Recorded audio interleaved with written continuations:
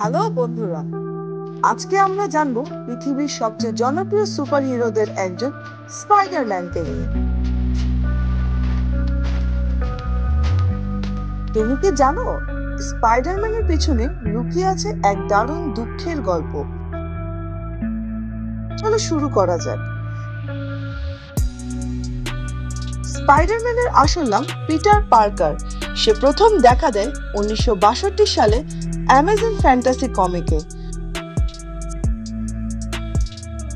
Peter ছিল এক বুদ্ধিমান কিন্তু লাজুক স্কুল ছাত্র।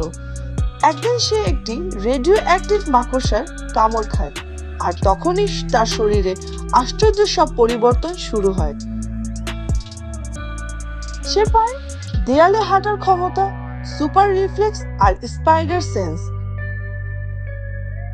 কিন্তু তার জীবনের মোড় ঘুরে যায় যখন এক ডাকাতকে ধরতে না চাওয়ায় সে তার প্রিয় চাচা পেইনকে হারায়। আর তখনই পিটার বুঝতে পারে বিশাল এক শক্তির সঙ্গে আসে এক বিশাল দায়িত্ব।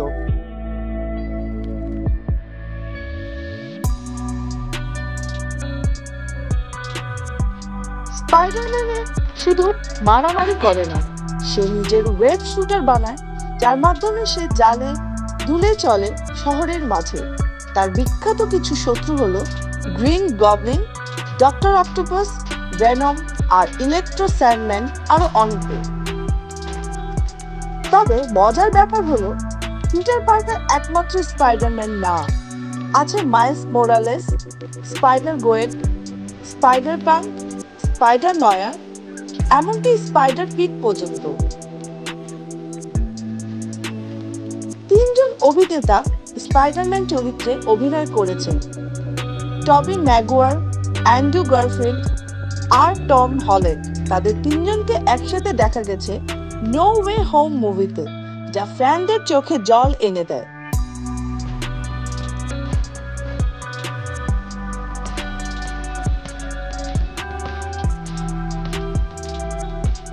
স্পাইডারম্যান আমাদের শেখায় জীবনে যতই কঠিন সময় আসুক না কেন, সত্যের পথে দাঁড়িয়ে থাকতে হয়।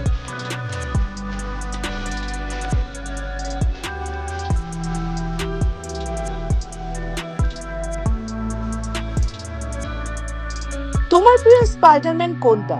নিচে কমেন্ট করো আর সাবস্ক্রাইব করতে ভুলবো না। দেখা হবে পরের ভিডিওতে।